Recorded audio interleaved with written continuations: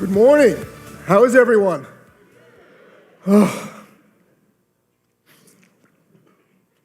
So we have a amazing fireside chat with a guest speaker coming up, and I think in this internet world of trying to keep things hush-hush and secret, I think it's probably the worst kept secret in the room today. But I'd like everyone to give a big round of applause because we're about to introduce a very, very special guest to the stage. Thank you very much.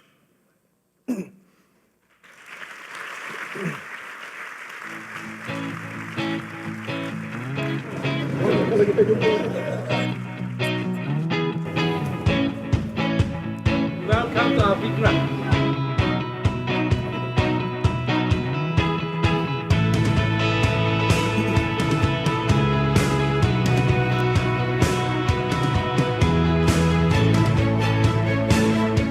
Saya betul-betul nak beli ni. Itu lagi cantik. Yang ni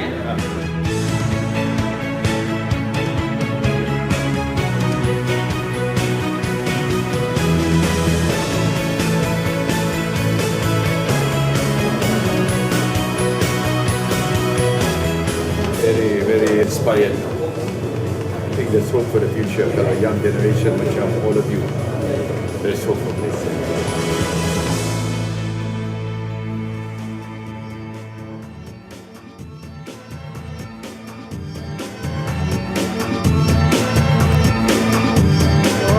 A big round of applause for the Prime Minister of Malaysia.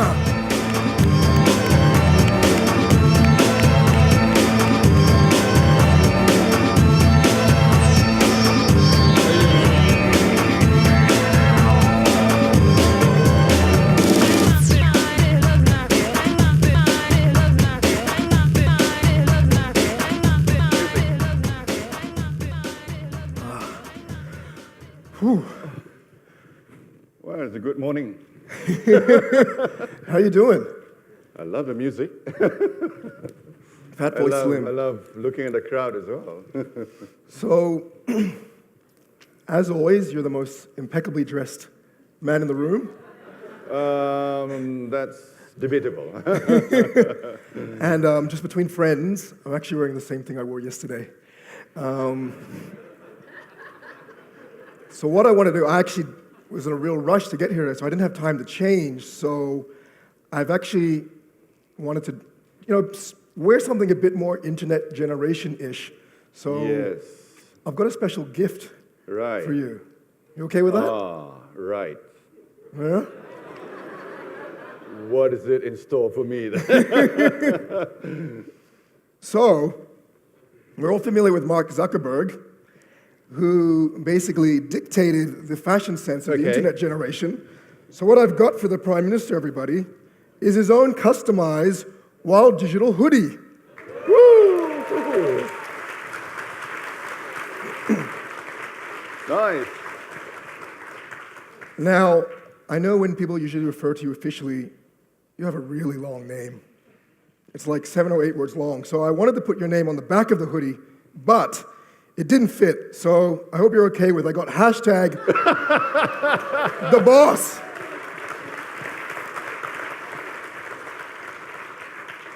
Shall I wear this for the next cabinet meeting? Thank you. Thanks, Patrick. Wonderful. Shall I put it on? So you know what we've done? I've got his and Right hers. away? I've got his and hers. No. I'm not the boss, but I got the CEO. So what do you guys reckon? All right. That's good. Should we put it on? Yeah, yeah. All right. Whew. Take it off.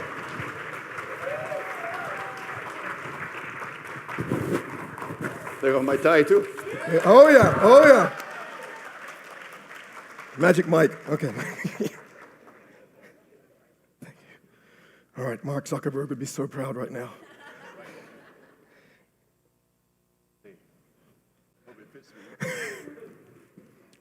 All right. So next time anyone is driving around Putrajaya early in the morning and you see someone jogging with a hoodie that With a says the hoodie. boss, we know who it is.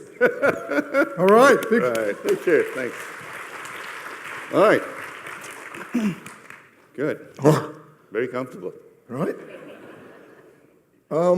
So, I wanted to start, I got a whole list of questions that I wanted to ask you. And I wanted to start off by saying, firstly, as an internet entrepreneur in Malaysia for the last 16 years, I'm not sure how much you and the government is aware, but, Malaysia has a really thriving internet economy.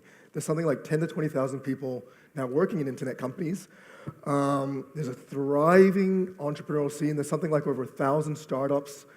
There's probably more entrepreneurs in the internet ecosystem in Malaysia than any other country in Southeast Asia. You now have Khazanah, which just announced 150 million plus US investment in an internet company. You have great avenues like Magic and Cradle and so on supporting the scene. And here's something interesting, that the last 3 largest exits of internet companies in Southeast Asia, 2 of them were Malaysian-born, bred, and grown companies. So it's pretty fair to say that Klang Valley is the Silicon Valley of the East. And I wanted to get your thoughts on that. Well, the whole entire revolution, if you like, in Malaysia started way back. And I had a role in it because when I was Deputy Prime Minister in 2004, it was when I decided that I should convince the government that we need to introduce high-speed broadband in this country. So I personally chaired this Cabinet Committee on high-speed broadband. And our target was to get high-speed broadband up to 50% penetration by the year 2010. We actually exceeded the target. And I believe we are now about 70%. So that started the whole revolution. And I believe we also have the ecosystem, as you mentioned. And one important factor, Patrick, is the cost. The cost of doing business in Malaysia is very, very competitive, added with the richness in the lifestyle. I think the Klang Valley is more cosmopolitan than people realize. And people actually like to live here. And of course, it will make it better in the years to come. Yeah, no, no doubt. We probably employ just under 2,000 people in the internet economy in Malaysia, and about 100 of them are expatriates that we brought in from overseas. And to your point, it's at the beginning when we say, hey, we'd like to move to Malaysia, usually the guy's always like, yeah, I want to do it. And the wife is like, where's Malaysia? I don't want to go there. And then we usually fly them in.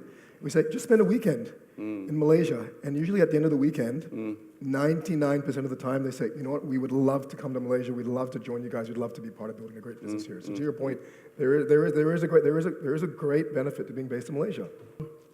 So what I know that probably out of all the heads of state in Southeast Asia, you've probably visited Silicon Valley more than any other leaders. And I know you were there a couple months ago, and even a few times the last couple of years. I'm envious. I've only been to Silicon Valley once in my life. So you've been there more than me. And just like, what's it like when you go there? What's the vibe? What's the energy? Like, what are you seeing that you're finding interesting that we can bring back to Malaysia? I like the whole attitude, about people in working in the Silicon Valley. The whole atmosphere there it's very informal. When I visited Mark Zuckerberg's office, and the whole, it's so informal. It's like, it's not hierarchical. I'm so used to, the government setup. Everything is kind of compartmentalized, and you have very different levels of hierarchy, sort of thing. But when I went there, it's like, you can work according to your pace, and you have your laptop, you can munch your muffin at the same time, and your coffee, your Starbucks coffee, and churn out ideas. But they're productive, they're creative. It's a different world. It's a very exciting world. Incredibly. Was Mark wearing a hoodie when you met him? Wasn't quite, with T-shirt and sneakers. So we're actually overdressed.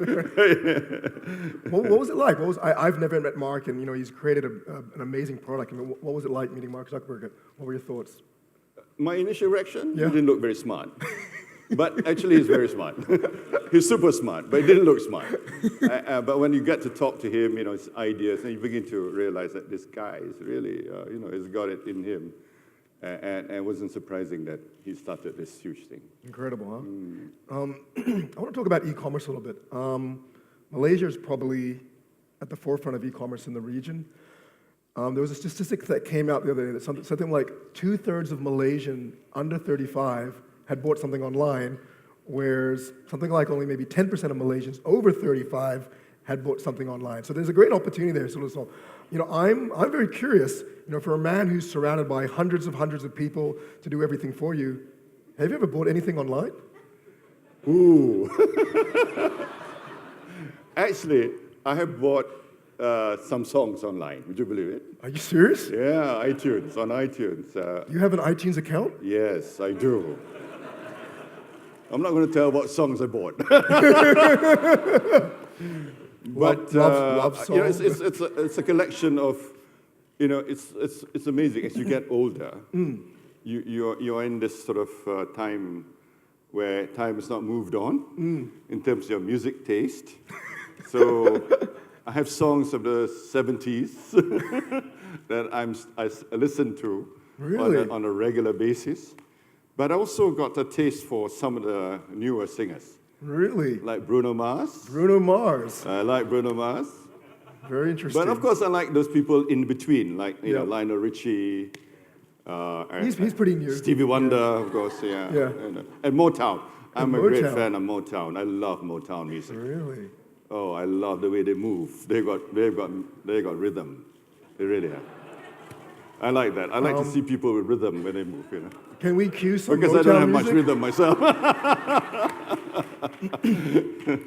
Motown music. Is that so? Like, let's say you're in the morning, you wake up, you know you got a stressful day ahead. Yes. What is the music or song that you put on that gets you in the mood and gets you ready to go to cabinet and kick? If I have a choice, it'll be a Motown. Motown. And a fast Motown song. Really? Yeah. Beautiful. Love that. All right. I'm gonna try that tomorrow. I want to go through a few scenarios with you, and you tell me what is the app or website that you would use in that scenario. For what? Okay. Let's say you're in a presentation, but you're dying to know the score of a Manchester United football match. Oh, not last season. It was not. Yeah. How would you find out the score of the game? I'd probably go and Google Yep. EPL. Yep. That gives me the score, or Yep. live score. Really? Live score. Live Yeah, score. you can Okay. get. Nice. Yeah. So I can keep track. I heard a little rumor that because you're such a hardcore Man U fan, Alex Ferguson actually gifted you the seat that he sits on in the dugout during the games, and that you actually have that seat somewhere. I have it. I will treasure that. So I have it somewhere. I know where it is. I think the goal of everyone in this room is that 10 years from now, when you're interviewed and someone goes, "What is the greatest gift that anyone has ever given you?" You're going to say, "It used to be the Manchester United seat, but I was at this internet conference in Malaysia, and all of the people in the room gave me a hoodie." Yeah, it will be listed as top 3. Okay. Here's another scenario. You wake up in the morning, you play your Motown music, it just doesn't get you in the mood, so you know what, you're like, maybe I ate too much nasi lemak last night, I want to cancel cabinet today. Are you a phone call kind of guy? Everyone does it, everyone calls in sick. You a phone call kind of guy, you an SMS kind of guy, a WhatsApp kind of guy, or, God forbid, are you a fax kind of guy?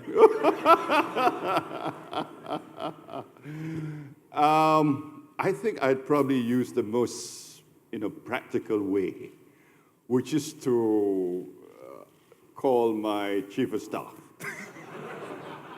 How he does it is his business. And that's the quickest way for him to summon ministers or cancel cabinet meetings or whatever it is. I need You that need app. one-point man in your Chief system. of, Yeah. Chief of staff, I need one of those. I need that and Motown music. Let's assume that you're in a meeting. I mean, I know you're never in boring meetings, so let's hypothetically assume that you're in a boring meeting. And when sometimes people are or messaging or emails, you're actually playing a game. Yes. What game would you be playing in a hypothetical boring meeting? I'm into Hangman. I like to test myself. That's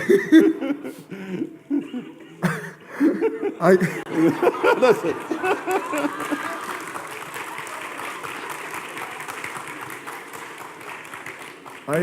When I saw you walking into the Fat Boy Slim, you just struck me as a Candy Crush kind of guy.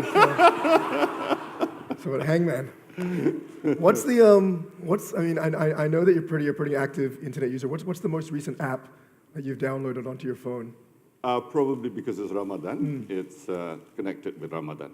Okay. Just to make sure I don't miss out. Just to make sure you know what time to eat and what time. Yeah. Exactly. Okay. Beautiful. So you and I actually share something in common. You have been in politics for 40 years of your life. I think you just celebrated a 40-year anniversary. Right. And I've actually just been on this planet for 40 years of my life. Something common, yes. That's what we have in common. And so, in my life, I was raised in Southeast Asia, and I said it yesterday in my speech, this part of the world has completely transformed. What was a third world backwater is now become a very serious player globally in many aspects. I'm just very curious, sort of, how have things changed in the political spectrum over the last 40 years? I mean, what's different? How would you go about things, or how do you see, what lens do you use when you see the world different from, say, when you first started your political career? It's a lot different, and I think this is because, of course, the world has moved on, and we're part of that.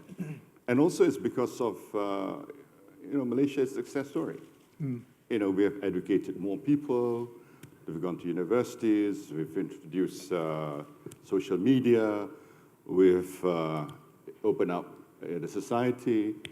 So with it comes a different set of challenges. Yeah. And it is definitely more challenging today to be a politician than, say, when I started 40 years ago. Yeah. 40 years ago, it was simple. It was more politics of development. People want things. People want electricity. People want roads. People want, a public hall. That kind of thing. But today they've moved on, particularly in urban areas. Urban areas, people are much more demanding, and their level of expectations is much higher. Nice. So I had a really good look at you. You're a very avid social media user and poster. You have a full-time job running the country.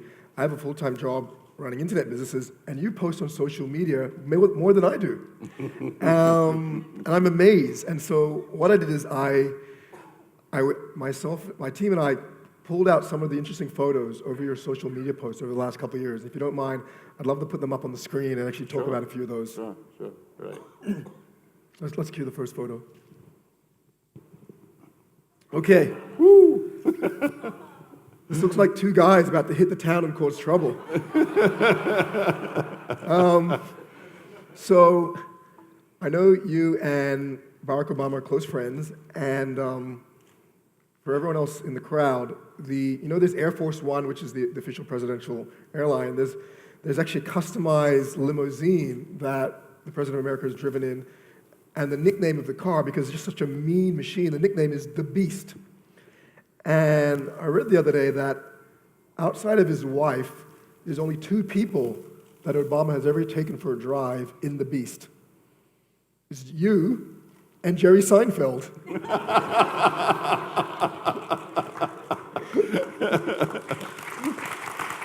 I'm in good company. So tell me about that. What was it like? Just two guys kicking back and going for a cruise. To begin with, it's more comfortable than my Proton. Actually, you can do a four-man conference. Really? In the Beast. So you get two other people sitting across you, and you can actually have an active discussion in the Beast. And you feel so secure because it's bulletproof and probably against high explosives as well, up to a certain level. And probably you can move the Seventh Fleet from the beast, if you like. But of course, I didn't see the whole, the comms communication system. I'm sure it's full of those stuff, high-tech stuff. Beautiful. But a very, very lovely car. I wish I have one. I was going to say, you could have any car in the country. I'm sure you could have a beast in Malaysia. Did Obama let you drive? He wouldn't risk it. Did he let you put on your Motown music? No. We did talk about social stuff. That's when we decided we should meet up in Hawaii for a round of golf. Oh, beautiful. It wasn't a beast. No beast allowed. Beautiful. Let's cue the next photo.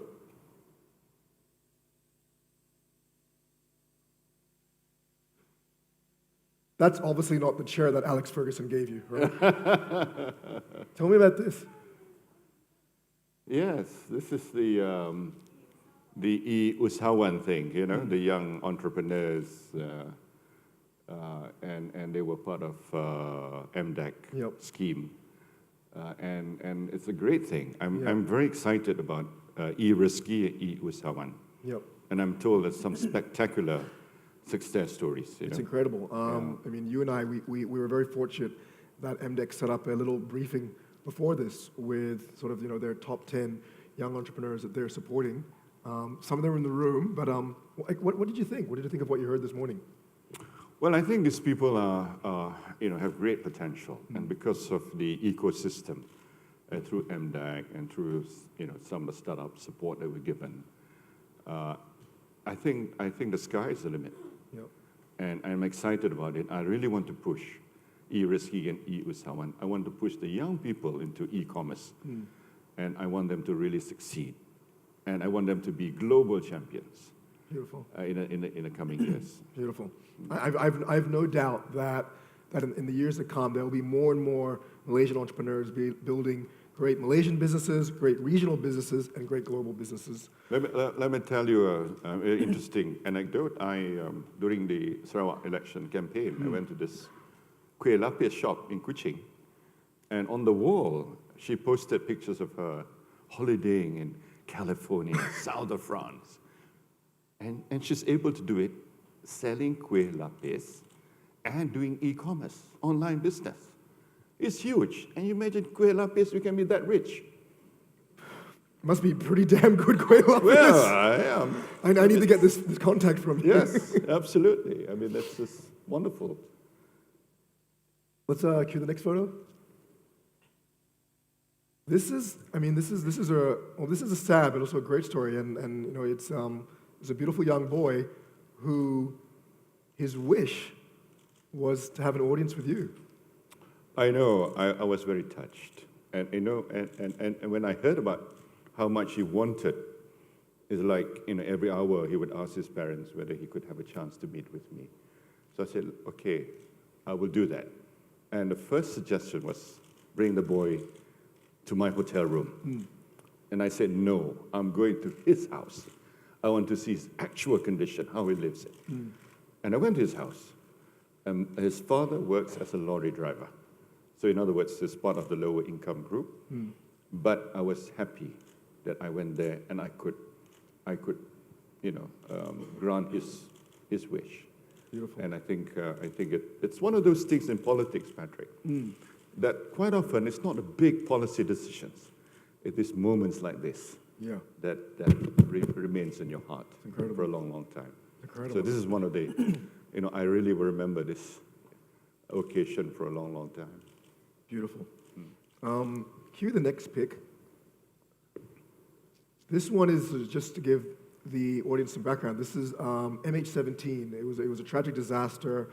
A Malaysian Airlines flight on the way to Amsterdam was allegedly shot down by Ukrainian separatist rebels. And I remember it was quite traumatic for the families because it was almost impossible to get access to the bodies, the wreckage, and more importantly, the black box, because you had Russia, which had their own position on the matter, you had Ukraine, who had their own position, because everything was in this contested zone. And it's fascinating what happened.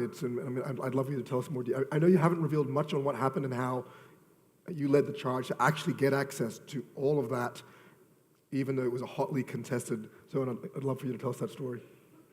As we all know, we were caught up in this, geopolitical tension in this part of the world.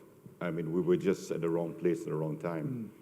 And when the plane was shot down, bodies were strewn, lying, rotting away. We didn't have the black box. We had, grieving families. And the most poignant moment was when I met the families.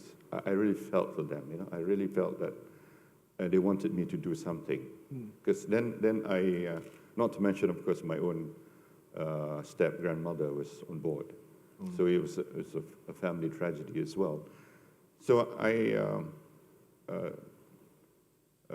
asked myself, what can I do, to really find a closure to the whole tragic event. So that's when I decided that I should try to activate, my international networking, the people I know. I asked myself, okay, he's leader of the rebel, but there must be someone who knows him.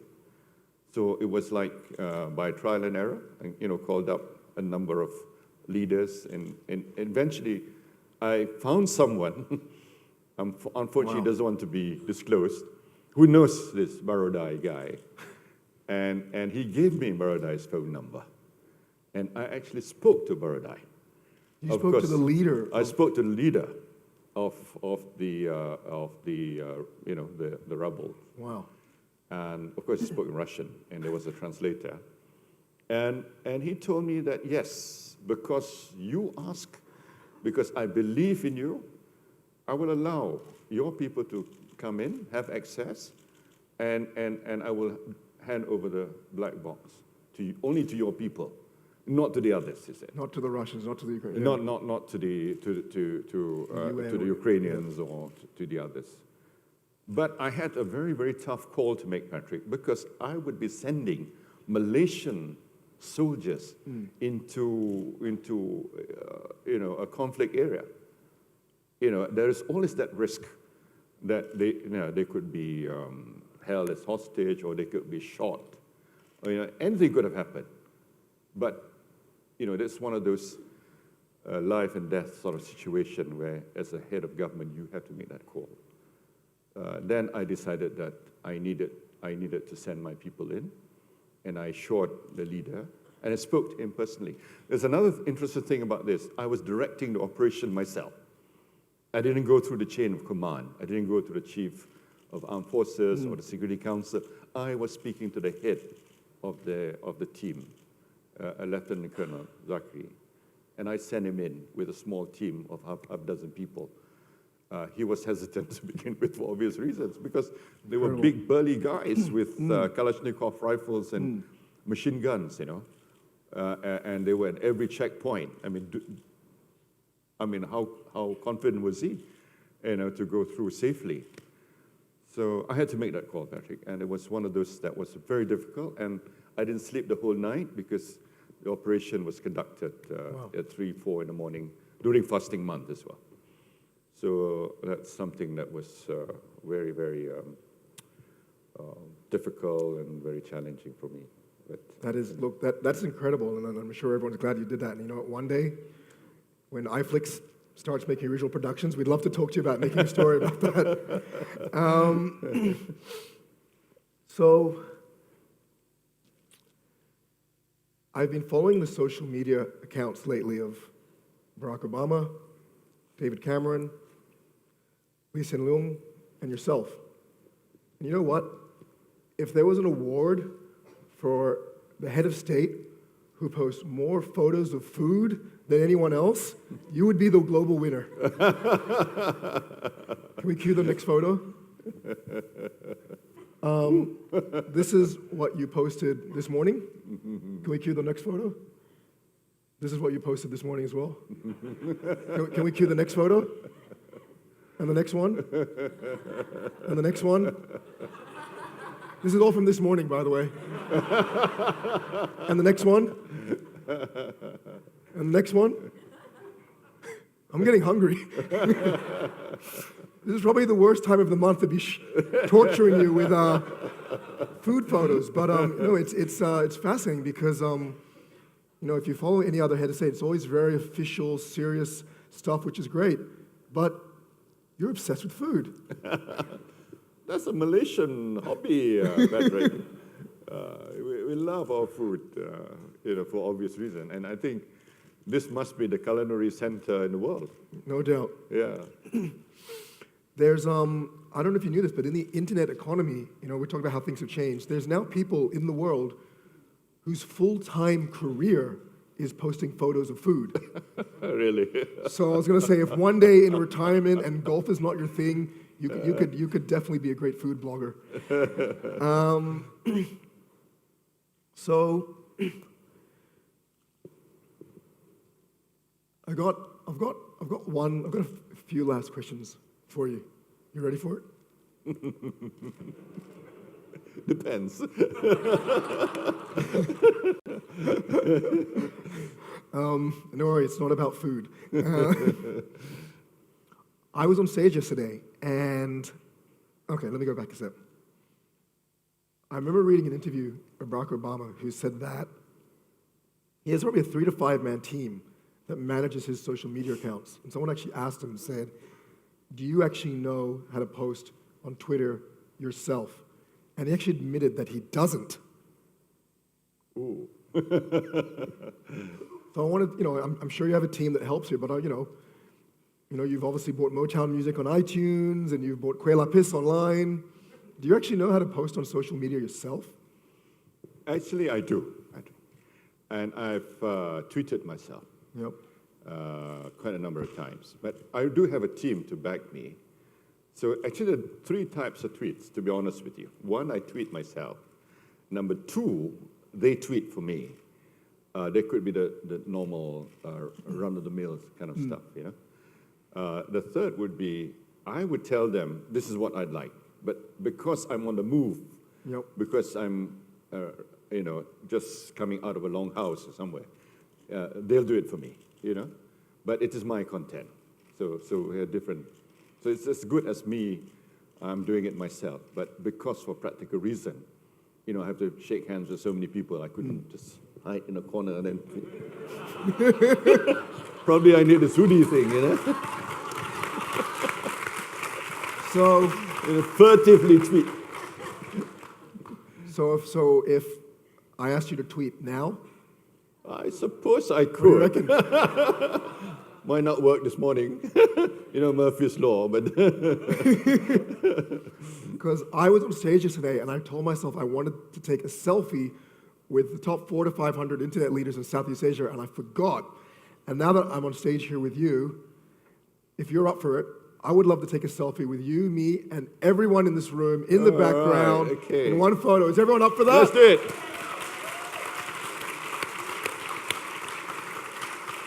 All right, let's do it. Let's do it. Let's do it then. Let's do it. Everyone, everyone stand. Let's do it. And the Prime Minister, you're going to love this My because iPhone in my jacket. Yeah. This is the other phone. the other phone. I carry 2 phones, Should I get the right phone? I'm going to do a favor for you. So when you tweet about someone and you put their name in the tweet, they get some of your followers and vice versa. So if you could be so kind to put my name in the tweet. But you know what? It works both ways because I'll tweet about you and put your name in my tweet. So we'll both get each other's followers. You have right. So now you have like it's- 3 million followers. I have 231. So it sounds like a fair trade. So, a selfie? Selfie. Okay, All right. that is selfie. So, where do we stand? Let's Where do you want me to stand? Here? Let's do it. Let's do it on the step, and we'll get everyone in the We'll get background. everybody in. Yep. Is everyone ready? All right. All right. 1, 2, 3. Yeah. All right. All right. Well done. So you go. Yeah. Beautiful. Did we get everyone? Yep. Everybody in the back. Okay. Background. All right. So we're gonna live tweet that. Now we tweet. I'll tweet too. There I'm you really go. jealous. You're going to get some of my 231 followers. There you go. There we go. What do I write? What do we want on the right? What do you want me to write? Rocking at Wild Digital in my hoodie. All right, rocking, like that, rocking. Rocking, right? Rocking at Wild Digital. Wild digital,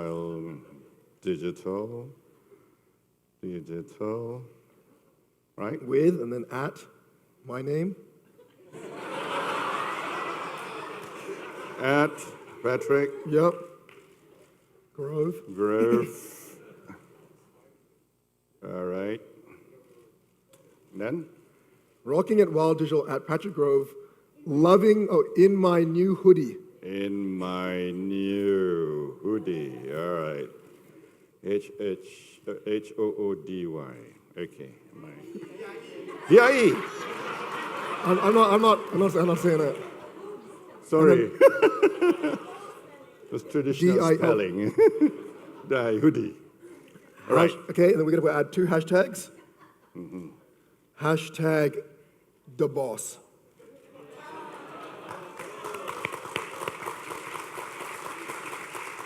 Done.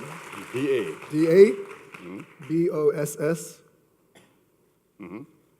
Hashtag boom.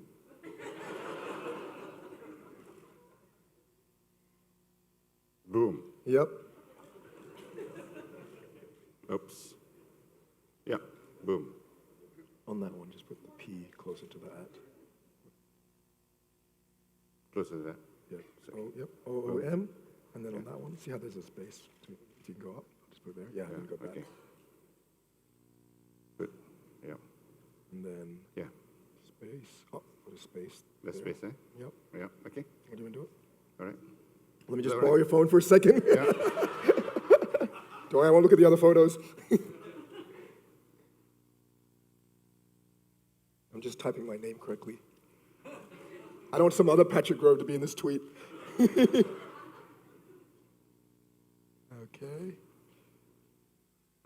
Okay, rocking at Wild Digital with Patrick Grove in my hoodie, the boss. Boom. Beautiful. All right. Okay. Tweet. Post. Post. Chung. Boom. Here we goes.